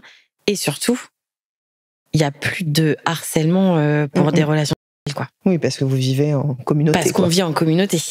D'ailleurs, juste en fait, pendant ces 1 an, là, entre le moment où il t'a fait ça et le moment où tu vas chez tes parents, avec votre fille, ça se passe comment? En fait, ils s'en occupent pas. Je suis la seule à m'en occuper. Après, voilà, il y a beaucoup de disputes, en fait. On se dispute beaucoup, lui et moi, parce que moi, je commence à vraiment lui tenir tête. Enfin, j'arrive plus, en fait, à dire oui pour tout, hein, que ce soit dans le quotidien, dans les relations sexuelles, tout ça. Donc, il y a beaucoup de cris, beaucoup de violences physiques, verbales, voilà. Et vous faites de moins en moins l'amour, quoi. Ouais, on couche de moins en moins ensemble, mais par contre, c'est des nuits entières où, vu que moi, je tiens et que je me débat et tout ça, où lui, il essaye de me persuader. Enfin, il essaye de me persuader. Il t'harcèle, quoi. Il me harcèle, quoi. Voilà, clairement. Après, lui, il est pas du tout investi ni dans la vie de famille, ni dans la vie parentale et tout ça. On roule pas sur l'or quand il reste très peu d'argent. Au lieu, moi, j'essaie de les garder, par exemple, pour acheter du lait, des choses comme ça. Lui, il prend l'argent, il va s'acheter des cigarettes. Il prend ma carte dans mon sac, il part travailler toute la journée. Je me retrouve sans carte, sans pouvoir manger le midi. Toute la journée? Il bosse. En tant que DJ? Non, ça c'est rien à côté. Il bosse, il a un travail à côté, en fait. Il fait quoi? Il est technicien surface, il lave des vitres. D'accord, ok. Du coup, je me retrouve toute la journée sans pouvoir manger, ni rien, sans pouvoir payer le bus pour aller chercher ma fille à la crèche, enfin, voilà. Et du coup, vous arrivez chez tes parents? Et du coup, on arrive chez mes parents. Et entre-temps, je décide de déménager. Je trouve une maison à 10 minutes de chez mes parents, une petite maison en loc. Et je lui dis, bon, bah voilà, on va déménager là. Et là, il y a un peu le truc qui s'installe de ma vision de la vie idéale de moi, ma fille et la campagne. Et dans ma tête, je me dis, maintenant, il faut que j'arrive à faire en sorte de sortir de cette relation. Donc, on déménage en plein Covid avec une C1 et un Scénic. On arrive dans cette nouvelle maison et je travaille en crèche hospitalière. Donc, je suis réquisitionnée, en fait, pour bosser.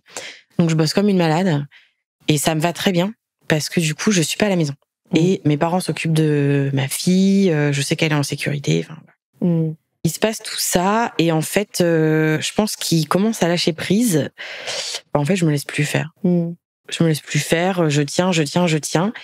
Et un jour, il me dit, bon, écoute, ça commence à me saouler, je préfère te le dire. J'ai rencontré une nana sur Internet. Je la verrai jamais parce que de toute façon, elle habite je sais même plus où est-ce qu'elle habitait, en Allemagne ou je sais pas où. Enfin bref, voilà. Mais juste, on se fait des sexcams, des trucs comme ça et tout machin. Et puis c'est comme ça en fait. Ok, je te l'impose quoi. Ouais. Et moi, j'ai vécu un peu comme ça en mode, ok, bah moi ça me va très bien. Ouais. Tant que j'ai la paix, tant que tu me touches plus en fait. Et tu t'es pas dit, je vais prendre cette excuse pour lui dire, ah ouais, et ben je te quitte.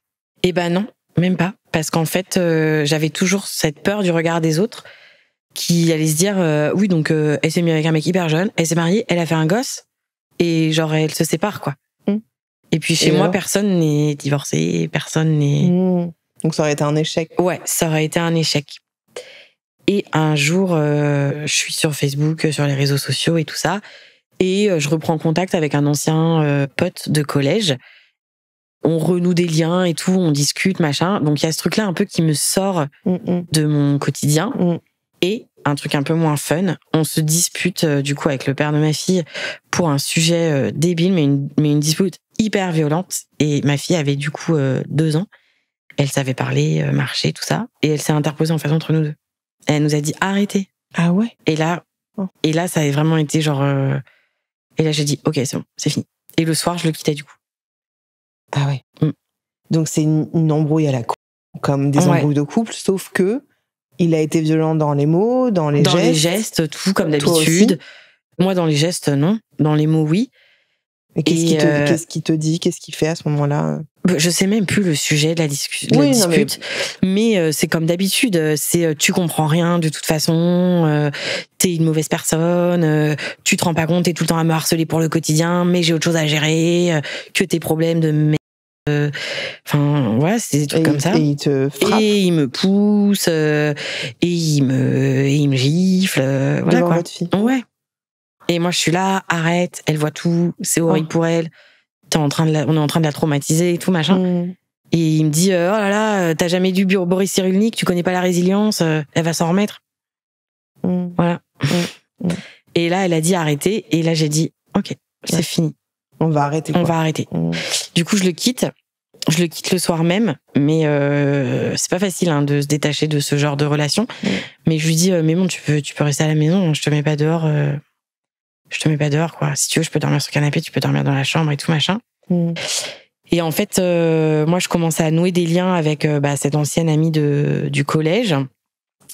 Et le fait d'avoir sauté le pas, de le quitter, par les mots en tout cas, et d'avoir vu ma fille vraiment verbaliser en fait le fait que pour elle c'était horrible, et d'avoir cette personne là, et ça m'a vraiment aidé à mettre les choses en place, et un jour de lui dire pars en fait.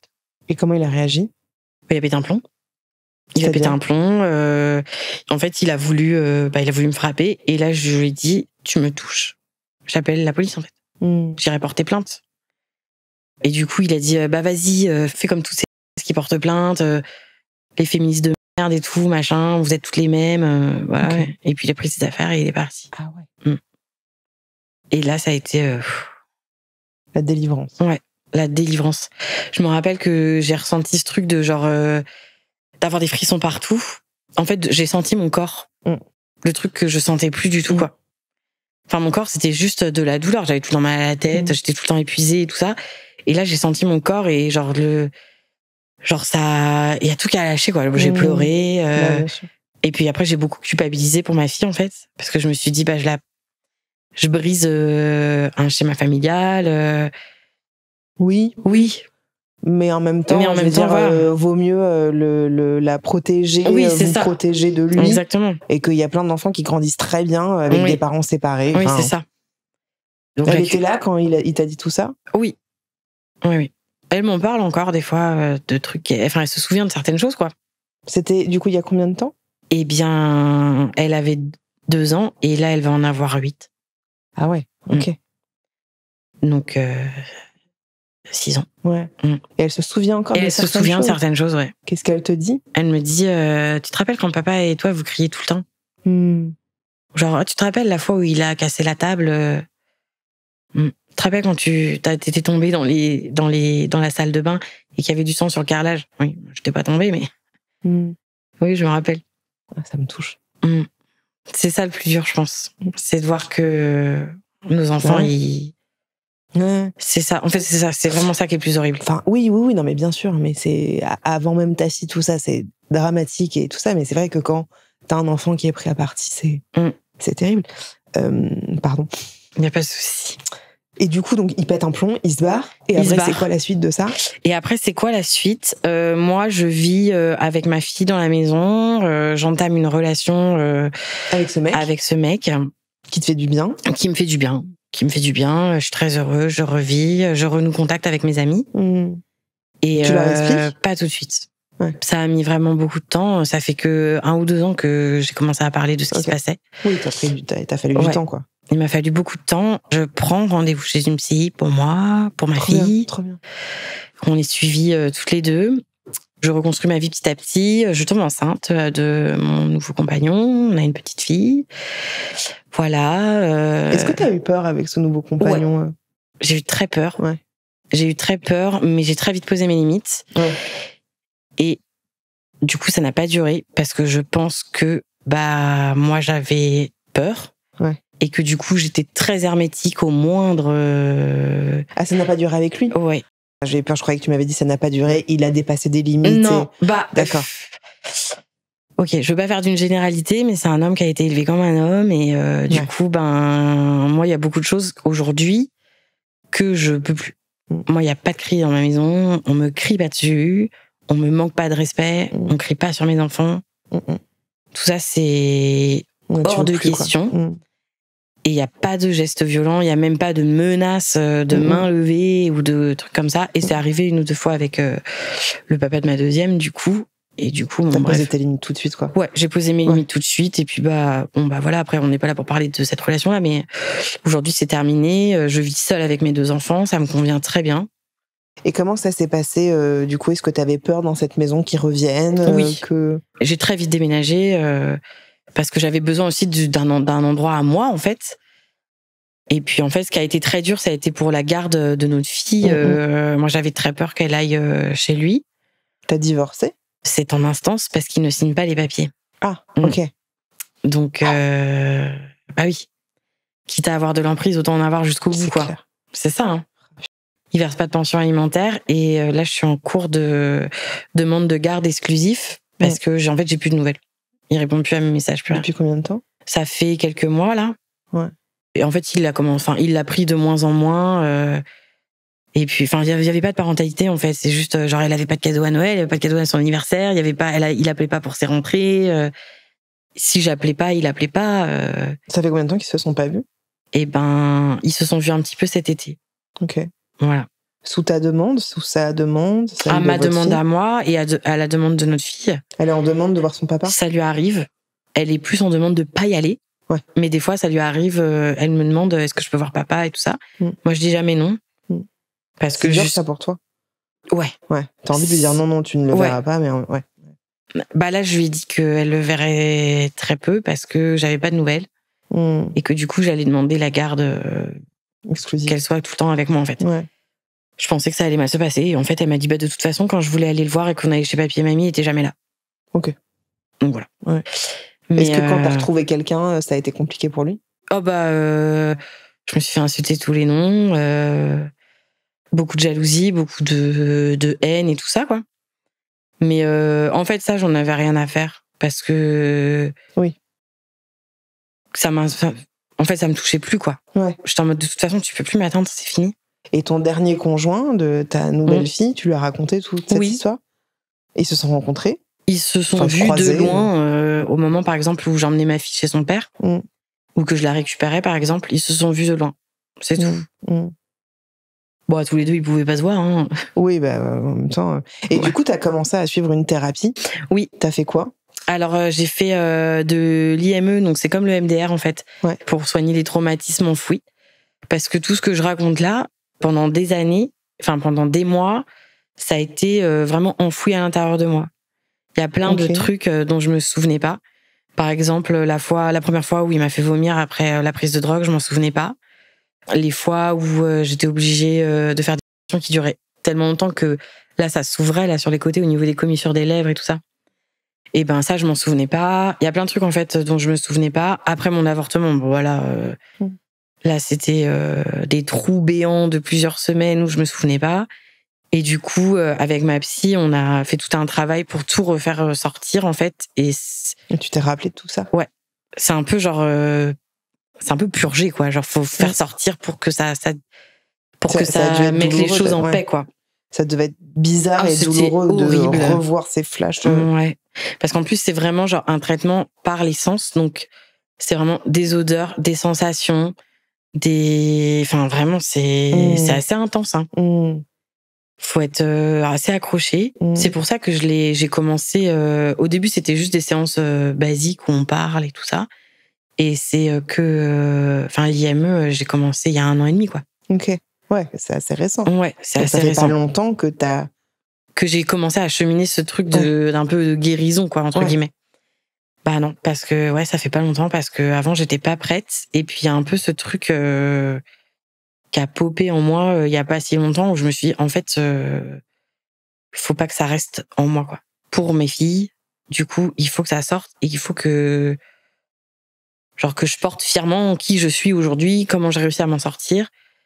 Et que je sache comment, pourquoi, qu'est-ce qui a fait que j'ai réussi à cheminer jusque-là, quoi.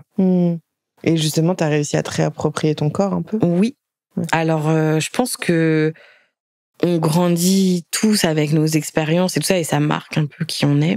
Aujourd'hui, je suis pas quelqu'un qui est à l'aise dans son corps, parce qu'avec les TCA, mon corps, il a beaucoup, beaucoup changé, et les grossesses. Mais t'as pris du poids, tu disais, t'as pris du poids. J'ai pris dans cette relation-là, j'ai pris presque 25 à 30 kilos. Mais je suis fière de qui je suis. Par contre, ça a vachement influé sur ma sexualité actuelle. Je sais pas si tu le sais, mais dans le podcast, moi, j'aime bien donner la parole aux gens qui nous écoutent. Donc maintenant, dans chaque discussion, il y a une question qui est sélectionnée sur Instagram. Et donc là, il y a Fleur Juge qui te demande: est-ce que tu ressens que ta vision du sexe est aujourd'hui biaisée ou différente? Je sais pas si le mot c'est biaisé. Elle est différente de celle que j'avais au tout début, donc quand j'avais 19 ans. Et heureusement, parce qu'aujourd'hui j'en ai 30. Donc les choses évoluent quand même sans passer par ce genre de situation. Mais oui, dans le sens où aujourd'hui, la soumission dans le sexe, pour moi, c'est quelque chose de... Plus possible. Si, justement. D'accord. C'est quelque chose de pratiquement omniprésent, en fait. Ok. J'arrive à prendre du plaisir pratiquement que comme ça. Ok. Après, je mets pas de jugement dessus. Est-ce que c'est bien, est-ce que c'est pas bien? Je sais pas. Mais je pense qu'effectivement, ça a joué là-dessus. Mais en même temps, si maintenant c'est quelque chose qui te plaît et que, tu vois, tu prends du plaisir là-dedans. Oui. Ouais. Parce que c'est ta demande, tu vois, c'est pas quelque chose qui t'a imposé. Après, par exemple, je sais poser mes limites, quoi. Ouais. Et personne dépasse mes limites. Ouais. C'est-à-dire que si mon partenaire, il a envie que moi j'ai pas envie, il a envie, j'en ai rien à faire, quoi. Ouais, ok. Ce sera non, et essaye même pas de me reposer 2 fois la même question, ce sera non. Ouais. Mais quand tu dis que t'aimes être soumise, est-ce que c'est des choses que tu découvres maintenant que t'avais pas découvert avant? Est-ce que c'est des nouvelles pratiques? C'est des trucs que je découvre maintenant. En fait, c'est des trucs que j'ai découverts à partir du moment où je me suis séparée. Ok. On rencontre des hommes et tout ça, voilà. Et du coup, c'est comme ça que je me suis rendu compte que j'aimais ça. Ouais. Mais c'est pas forcément des pratiques, par exemple l'histoire des pieds et tout ça, c'est pas quelque chose qui est dans mes pratiques au quotidien. C'est quoi alors? Ça peut être des insultes, ça peut être attaché, ça peut être un peu dominé, des choses comme ça, quoi. Ouais, ok. Mais ça reste assez, ce que j'entends, ça reste assez lambda. Mais on s'en fout on s'en fout, je veux dire, tu vois, c'est chacun met son niveau. Et vraiment, moi, pour faire plein de d'entretien avec des gens où on parle de sexualité. Enfin, je veux dire, à partir du moment où c'est toi qui décides, ouais, c'est ça. tu mets tes limites, que ce soit ça ou que ce soit qu'on te prenne en laisse. Enfin, on s'en fout. Tu vois, à partir du moment où c'est ton désir et ta sexualité, tu vois, il n'y a pas de gêne, de honte, voilà. Mais en tout cas, c'est quelque chose maintenant qui fait partie de ta sexualité et que tu aimes. Ouais. Ok. Comment tu définirais votre relation ? Est-ce que ça a été votre relation ? Est-ce que ça a été de la soumission sexuelle ? Est-ce que ça a été des violences conjugales ? Est-ce que c'était les deux ? Moi, j'ai mis beaucoup de temps du coup à mettre des mots sur ça. Pour moi, c'était juste une relation violente. Et en fait, c'est en échangeant beaucoup avec ma psy où elle m'a dit en fait, ce que vous avez vécu, c'est conjugal et de la soumission sexuelle. Et du coup, c'est là que j'ai conscientisé vraiment beaucoup ces termes-là en fait. C'est surtout ça. Pour finir sur notre échange, est-ce qu'il y a une question que tu aimerais qu'on te pose plus souvent, mais qu'on n'ose pas te poser sur cette histoire-là ? Comme ça, là, j'ai rien qui me vient. Ok, très bien. Si tu avais envie de revenir sur une seule décision de ta vie, ce serait quoi ? Et t'aurais fait quoi autrement ? Si j'avais une seule chose à refaire, c'est partir quand ma fille était encore plus jeune. Voilà. Du premier moment où je me suis dit, il faut partir. Ou partir au tout début. Oui, ou partir au tout début, ouais. Mais sinon, non, rien. Merci beaucoup pour ton témoignage et c'est vraiment hyper important de parler de ça. J'espère que ça pourra aider beaucoup de femmes dans la même situation. Lorsqu'on est dans une relation amoureuse, parfois il est dur de repérer lorsque le compagnon dépasse les limites et donc de réussir à mettre des mots sur le conjugal, car même si vous avez consenti à avoir une histoire d'amour avec une personne, ça ne veut à aucun moment dire que vous devez tout accepter de votre compagnon et que vous pouvez et devez dire non lorsque vos limites sont dépassées. J'espère que cet épisode vous aura plu. Merci beaucoup de l'avoir écouté. N'oubliez pas que vous pouvez vous abonner au podcast sur Spotify, Deezer, Apple Podcasts et aussi sur Instagram. Tous les épisodes sortent le mardi à 5h du matin et aussi maintenant sur YouTube en vidéo. Je vous dis à la semaine prochaine, même studio, même micro. Je vous embrasse. Ciao. Podcast.